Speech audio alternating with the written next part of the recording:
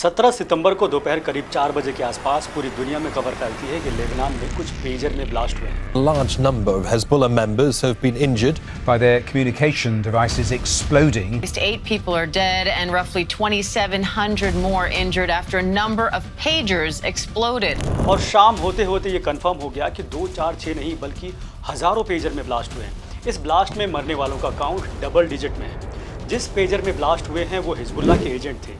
इसके फौरन बाद नाम आया कि ये ब्लास्ट इजरायली खुफिया एजेंसी मोसाद ने करवाए हैं। अब आप सोच रहे होंगे कि मोबाइल की इस आधुनिक दुनिया में हिजबुल्लाह के लोग 25-30 साल पुरानी टेक्नोलॉजी का यूज क्यों कर रहे थे। दुनिया के नक्शे में लेबनान कहाँ पड़ता है और आखिर हिजबुल्लाह और इजराइल की क्या दुश्मनी है। पेजर डिजिटल डिवाइस तो है नहीं, ये एक इलेक्ट्रॉनिक डिवाइस है। इलेक्ट्रॉनिक डिवाइस को हैक करना इम्पॉसिबल है, तो ये ब्लास्ट कैसे हुआ। पेजर बहुत छोटा सा डिवाइस होता है, उससे इतना बड़ा ब्लास्ट कैसे हुआ जिससे इतने लोगों की जान चली गई। इस इंसिडेंट में ग्लोबल सप्लाई चेन का एक लूपहोल सामने आया है। आपके और हमारे अप्लायंसेस और गैजेट उसी सप्लाई चेन से होकर आते हैं। तो क्या आपका टीवी, फ्रिज, गीजर और जिस मोबाइल से आप ये वीडियो देख रहे हो वो कभी भी फट सकता है। 9 जुलाई 2024 को रॉयटर न्यूज एजेंसी में खबर छपती है कि हिजबुल्लाह के लोगों ने इजरायली सर्विलांस से बचने के लिए अपने ग्रुप में हाईटेक गैजेट के यूज पर बैन लगा दिया था, जिसमें सिम, इंटरनेट, कैमरा और ऑडियो वीडियो रिकॉर्डिंग वाले फ़ोन थे। उसकी जगह वो आउटडेटेड टेक्नोलॉजी पेजर का इस्तेमाल करने लगे थे, क्योंकि लेबनान और हिजबुल्लाह के सिक्योरिटी ऑफिसर को ये शक था कि इजराइल उनके लोगों की जासूसी कर रहा है। उनके पास कुछ ठोस सबूत भी थे। अभी आप आगे देखोगे उनकी यही पेजर यूज करने की होशियारी आगे चलकर कैसे एक कमजोरी बन गई।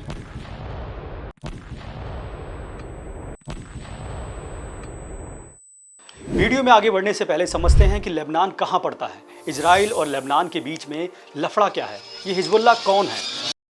लेबनान इजराइल के नॉर्थ में है और इजराइल के साथ अपनी बाउंड्री शेयर करता है। यही वजह है कि लेबनान और इजराइल के बीच में बहुत सारे डिस्प्यूट हैं।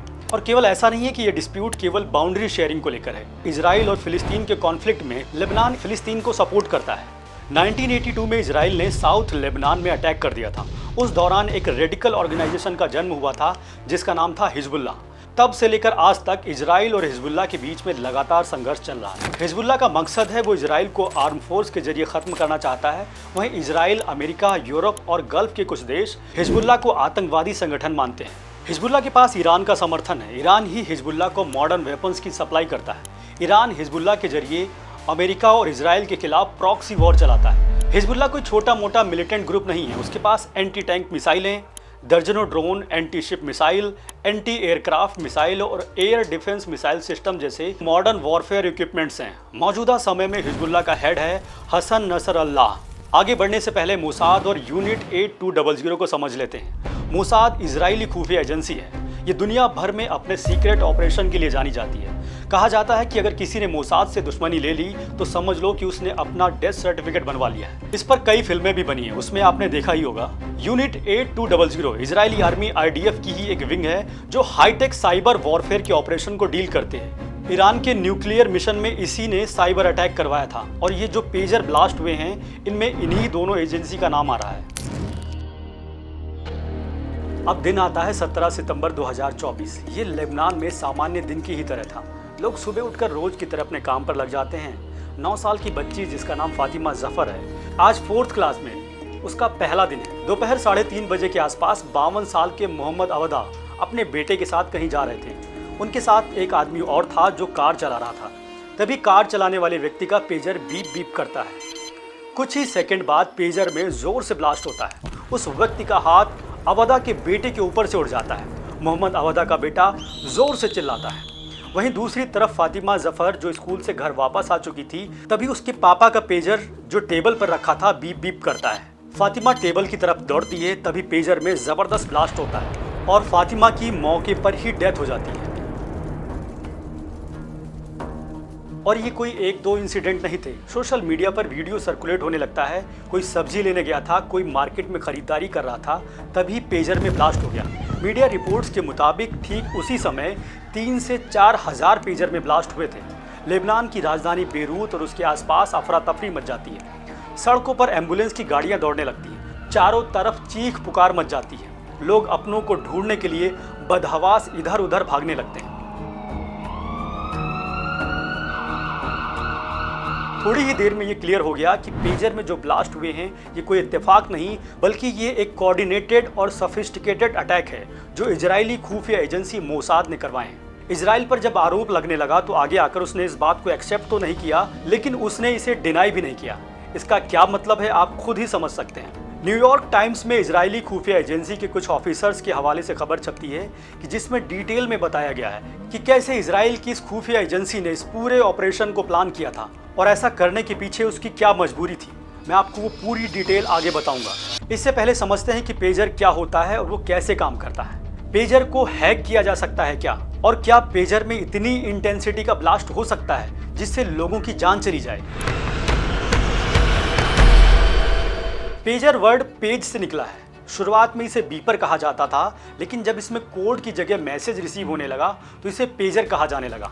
बेसिकली पेजर बिल्कुल वैसे ही काम करता है जैसे रेडियो काम करता है। एक पर्टिकुलर फ्रीक्वेंसी पर ट्रांसमीटर के थ्रू इलेक्ट्रोमैग्नेटिक वेव भेजी जाती है। अगर उसी फ्रीक्वेंसी को ट्यून किया जाए तो उस मैसेज को रिसीव किया जा सकता है जो ट्रांसमीटर से भेजा गया है। सेम इसी कॉन्सेप्ट पर पेजर काम करता है। इसके पीछे बेसिक साइंस ये है कि पेजिंग कंट्रोलर से मैसेज पेजिंग ट्रांसमीटर को भेजा जाता है और उस ट्रांसमीटर के थ्रू मैसेज सारे पेजर पर रिसीव होता है। पेजर के जो बेसिक वर्जन थे उनमें सिर्फ मैसेज रिसीव कर सकते थे, भेज नहीं सकते थे, मतलब वन वे कम्युनिकेशन होता था। अब बात आती है क्या पेजर को हैक किया जा सकता है। इसको लेकर साइबर एक्सपर्ट में एक मत है, पेजर को हैक करना नामुमकिन है। इसमें इंटरनेट नहीं होता है, ऐप्स नहीं होते हैं, मैसेज जो आते हैं वो एंड टू एंड इनक्रिप्टेड होते हैं। इसमें 300 से 400 mAh की बैटरी लगी होती है। इतना बड़ा ब्लास्ट भी नहीं हो सकता है जिससे लोगों की जान चली जाए। फिर ये आखिर कैसे हुआ। ये कहानी इतनी सिंपल नहीं है, इसके पीछे एक बैकग्राउंड है जिसको जानना बहुत जरूरी है। पूरी दुनिया में खबर आग की तरह फैलती है कि इजराइल ने एक स्पाईवेयर बनाया है जिसका नाम है पेगासस। इस स्पाईवेयर के थ्रू वो लोगों के स्मार्टफोन में एंटर करके लोगों की जासूसी कर रहा है। इंडिया में भी लीडिंग गवर्नमेंट पर इस स्पाईवेयर को यूज करके ऑपोजिशन की जासूसी करने का आरोप लगा था। इसको लेकर ऑपोजिशन काफी वोकल था, पार्लियामेंट में काफी दिनों तक हंगामा हुआ था।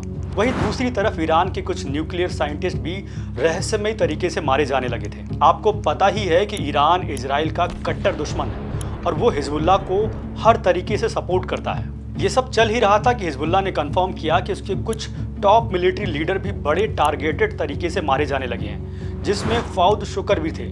अब तक हिजबुल्लाह को ये बात कंफर्म हो गई थी कि इजराइल उसके मिलिटेंट ग्रुप की फोन के जरिए जासूसी की जा रही है। इजराइल उनकी लोकेशन को ट्रैक कर लेता है। हिजबुल्लाह ने दिमाग लगाया कि इजराइल टेक्नोलॉजी में जितना हाई जाएगा हम उतना लो जाएंगे। हिजबुल्लाह प्रमुख नसर हसन अल्लाह ने फरवरी में अपने मिलिटेंट को एड्रेस करते हुए उनसे कहा कि आपके हाथों में और आपकी वाइफ के हाथों में जो स्मार्टफोन है ये एक एजेंट है, इनका इस्तेमाल बंद कर दो, इनको लोहे के बक्से में ताला लगा कर रख दो। इजरायली खुफिया एजेंसी इस पूरे डेवलपमेंट को काफी क्लोजली मॉनिटर कर रही थी। उसको इसमें एक मौका नजर आया। इजरायली खुफिया एजेंसी ने हंगरी की राजधानी बुडापेस्ट में एक शेल कंपनी बनाई जिसका नाम BAC रखा। ये BAC हेडक्वार्टर की ओरिजिनल तस्वीर है। ऐसा नहीं कि उसने सिर्फ एक ही शेल कंपनी बनाई थी। एक शेल कंपनी को शैडो देने के लिए उसने दूसरी शेल कंपनी बनाई और दूसरी शेल कंपनी को शैडो देने के लिए तीसरी शेल कंपनी बनाई। BAC ने ताइवान की गोल्ड अपोलो कंपनी से कनेक्ट किया और उनसे कहा कि हम आपके पेजर को बेचने का लाइसेंस चाहते हैं, उसके बदले में आपके जो भी पैसे बनते हैं हम आपको दे देंगे। क्योंकि पेजर बहुत ही आउटडेटेड टेक्नोलॉजी थी तो अपोलो गोल्ड ने भी सोचा होगा कि चलो ठीक है, बिजनेस आ रहा है, ऐसा कर लेते हैं। मतलब ये था कि पेजर BAC बनाएगी और उनमें लोगो गोल्ड अपोलो कंपनी का लगेगा। इस कॉन्ट्रैक्ट के थ्रू BAC ने कुछ ऑर्डिनरी कस्टमर के लिए पेजर मंगाए और उनकी सप्लाई भी कर दी। दरअसल BAC कंपनी 2022 से ही लेबनान में पेजर की सप्लाई शुरू कर चुकी थी और उन पेजर में कुछ भी गड़बड़ नहीं था, लेकिन उनको इंतजार था उनके असली कस्टमर का और वो मौका आया नसर हसन अल्लाह के फरवरी में दिए गए ऑर्डर के बाद। BAC कंपनी को मार्च और अप्रैल में एक लार्ज शिपमेंट का ऑर्डर मिला जिसमें 4000 पेजर मांगे गए थे। हिजबुल्लाह को भी इस पेजर में कोई प्रॉब्लम नहीं थी क्योंकि BAC के पेजर उसके लिए पहले से ही ट्राइड एंड टेस्टेड थे। लेकिन असली खेल इसी लॉट में होना था। इजराइल की खुफिया एजेंसी जो शेल कंपनी बनाकर ऑपरेट कर रही थी उसने इस पेजर की बैटरी में PETN नाम का एक विस्फोटक लगा दिया था। PETN की खासियत होती है कि स्कैनिंग में पकड़ में नहीं आता है और खुद से ब्लास्ट नहीं होता है। जब इसे डिटोनेट किया जाएगा तभी ये ब्लास्ट करेगा।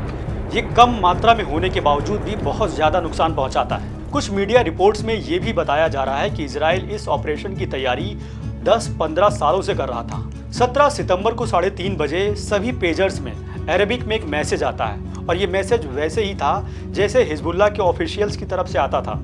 इजराइल की खुफिया एजेंसी के लोगों ने रेडियो सिग्नल के जरिए एक मैसेज भेजा था और उस मैसेज से PETN को ट्रिगर किया गया। बैटरी हीट हुई और एक एक करके सारे पेजर फटने लगे। अब इस पेजर की ब्लास्ट की टाइमिंग को लेकर सवाल उठ रहे हैं। कहा जा रहा है कि इजराइल इस ब्लास्ट को किसी दूसरे इवेंट पर यूज करना चाहता था, लेकिन 17 सितंबर को यूज करना पड़ा क्योंकि उसकी मजबूरी बन गई थी। इजरायली PM नेतन्याहू लगातार अपने देश में अनपॉपुलर हो रहे थे। इजराइल के लोग उन्हें कुछ ना कर पाने वाला PM मानने लगी थी। लेबनान बॉर्डर से सटे हुए इलाकों से 70,000 लोग अपना घर छोड़कर कहीं और रह रहे थे और PM उन लोगों को विश्वास दिलाना चाहते थे कि मैं तुम्हारे लिए कुछ कर रहा हूँ।